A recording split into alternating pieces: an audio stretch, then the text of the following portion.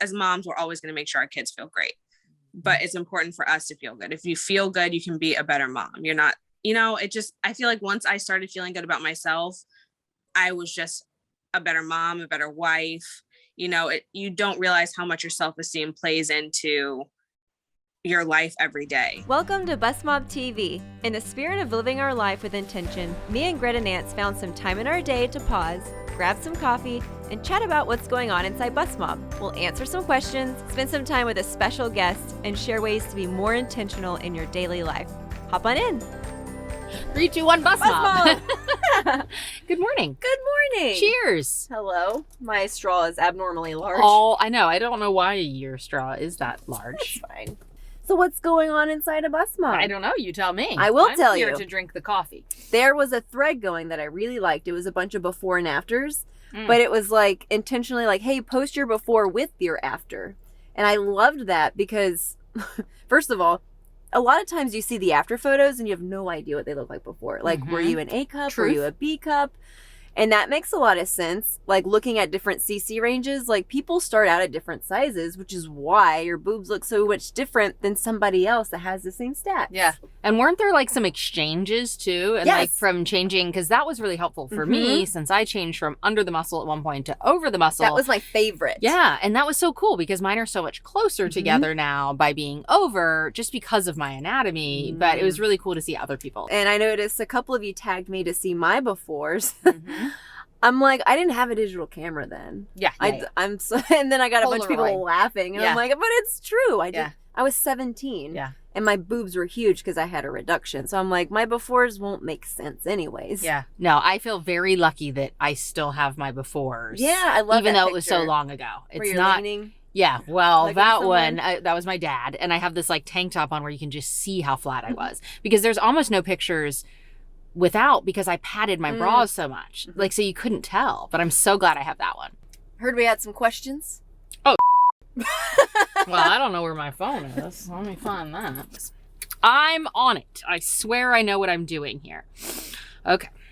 We do have some questions. I love recording these. Let's turn up my volume and let's try to do the right one. Are you ready? Yes. Question number 1 from Bustmob this week is...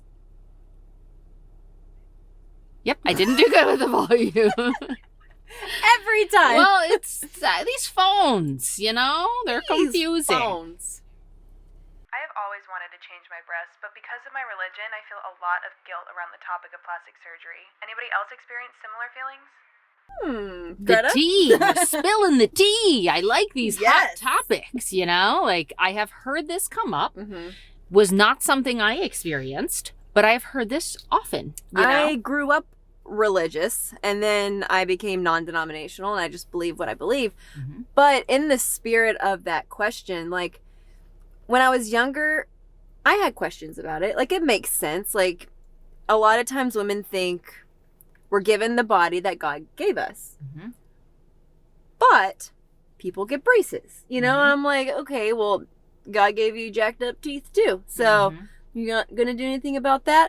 So thinking of things like that, like people doing things for themselves, that's altering your body. And at the end of the day, like my perspective and perception of it was God cares about your heart and how well you love others is how I viewed it. And I'm like, well, my boobs have nothing to do with my heart and how well I love other people. Yeah. Well, I think you just said it. It's all about your perception. It's even when we're talking about mom guilt or anything else, you've got to find your center where you feel comfortable with your decision. Yes, exactly. And we got to talk to someone recently about that, which was really cool because it feels controversial. But she was like, no. This was a real thing for me, and here's how I overcame it. Yeah. Devon? So, yes. Devon. Let's listen. listen. She was so cute. Let's listen to it.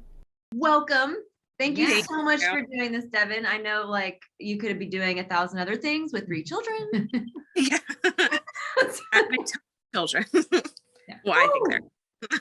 So I remember reading part of your story that you submitted for us to use on Instagram.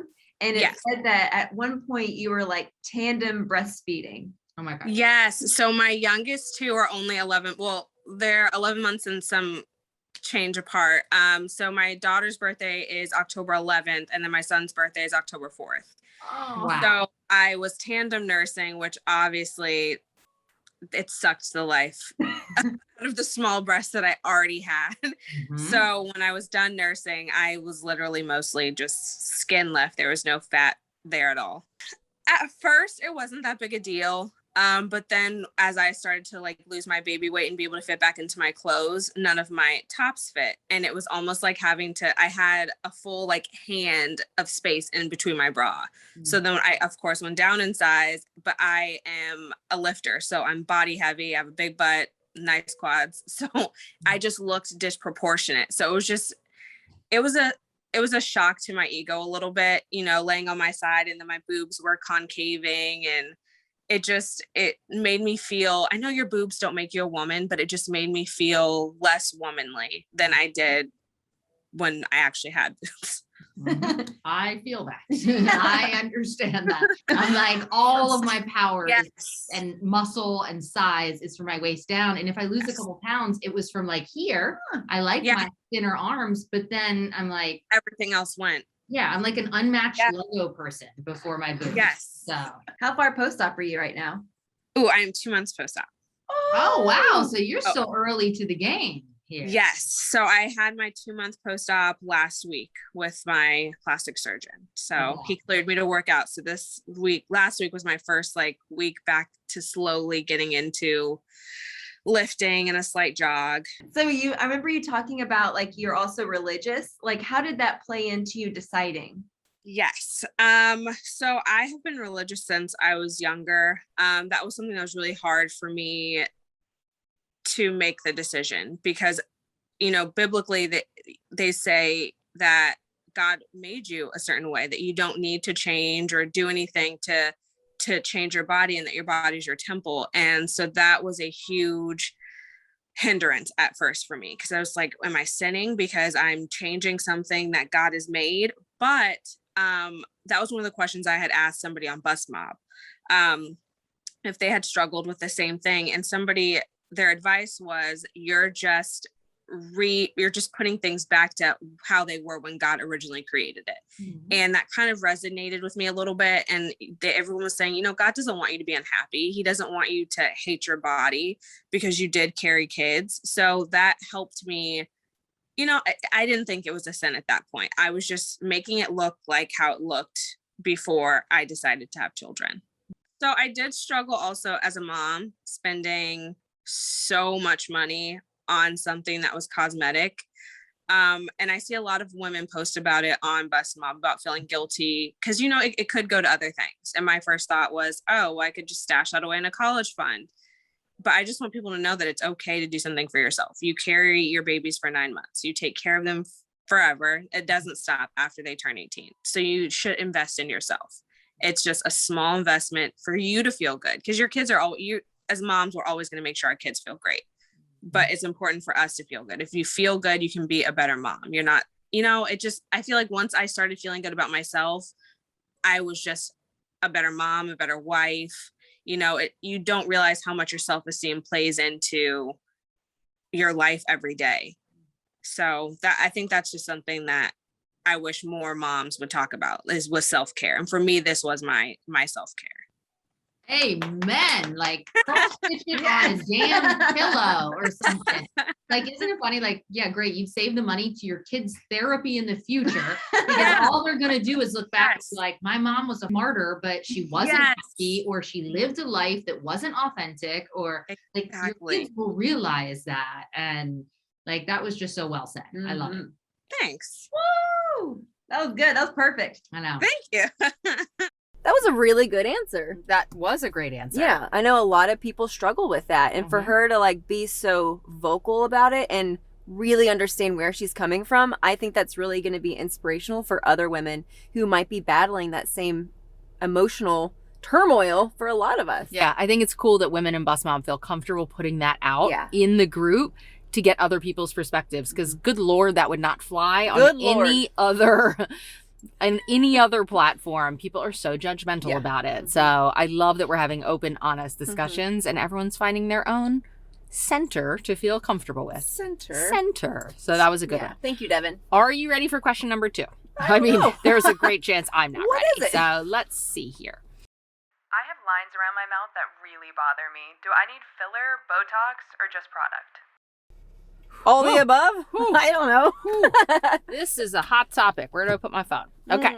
So it's funny. In the skincare subgroup was where this was posted. And so I got to see a picture as well. And so I never know what these are called nasal labial folds or smile lines. Or sometimes people are just like lines around my mouth, but it's like here.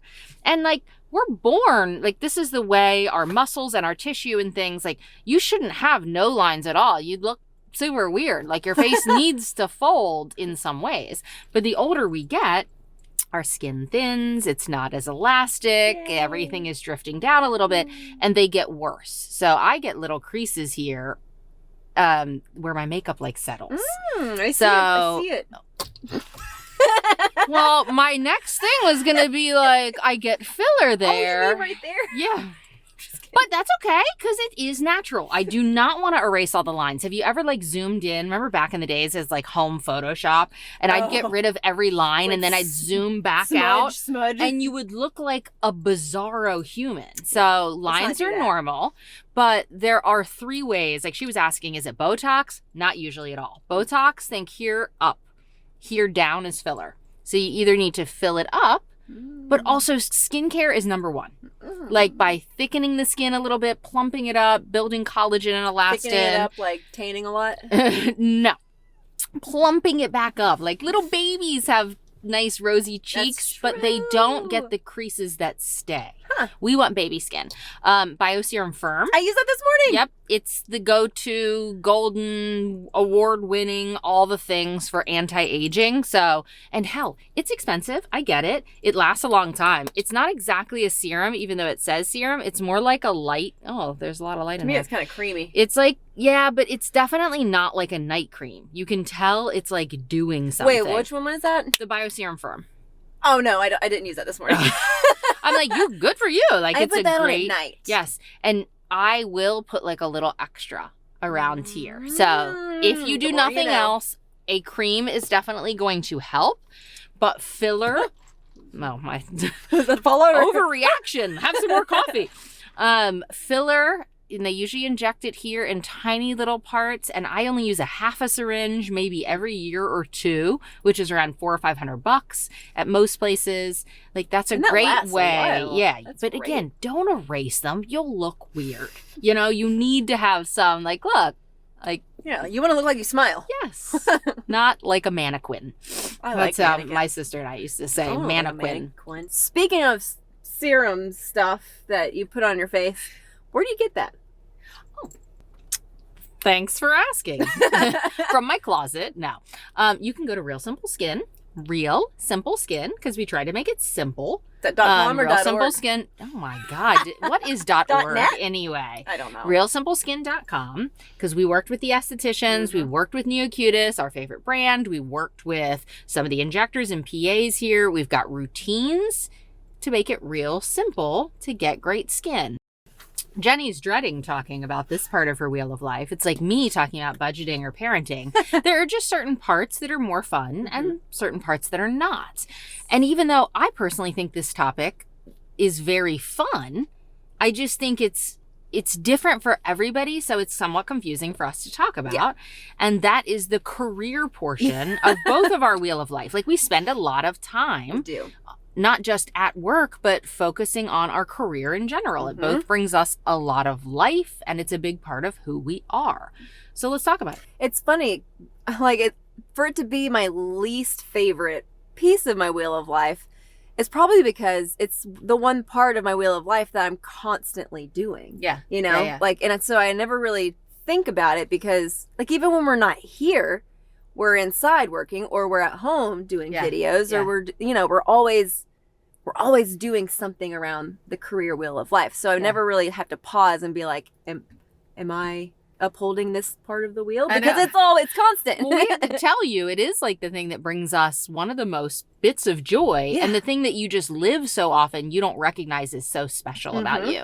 And so I'm like, people often ask me, and they ask you even more, like, how did you get into this? What an interesting job. I'm fascinated. Tell me more. I'll give you the synopsis. Start there. I mean, I could talk for 30 minutes, so we're not going to because Casey would just strangle me.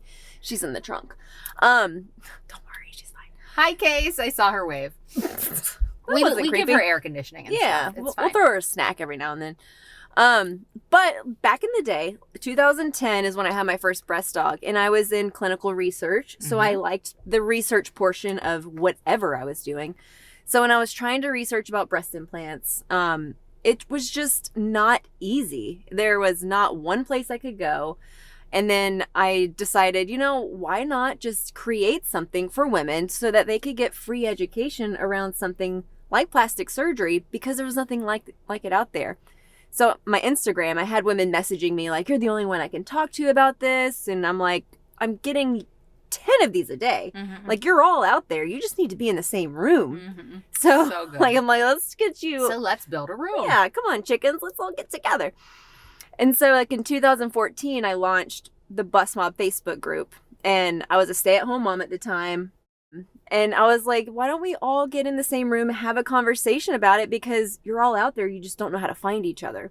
So that's how Bustmob was born. Like, I wanted women to feel like they weren't alone in the process and that they could ask questions, feel safe in the little community. And here we are now, 2021. So did you know, and I'm sure you didn't, like, you were a stay-at-home mom and you saw this need that you were interested in, and you answered the need. But now fast forward, here we are 7 years later, and it's tens of thousands of women in it. We've built things. We have software developers. We have videographers. Like, is this what you thought it would be? Where do you see it going? Like, are these the thoughts are in your head, or are you just still riding this crazy roller coaster? I'm still riding this crazy roller coaster. Like, I mean, I'm so in the moment and day to day, and which has been helpful for Bustmob because we're able to hear the needs of like what women want. And if I was too futuristic and like planning what the next 5 years are going to be like, I would miss the moment where they're like, hey, we need, like Goal Finder, we can't find people that are 5'4", 120 and have 300 cc's. Like, if I wasn't paying attention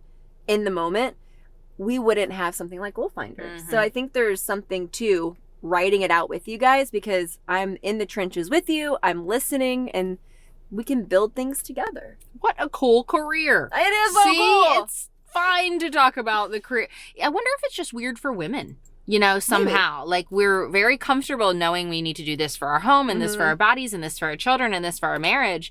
But it's like natural. Like, the career feels in certain ways, I think, to come last. I was intimidated by this topic. I was like, oh God, what am I going to say?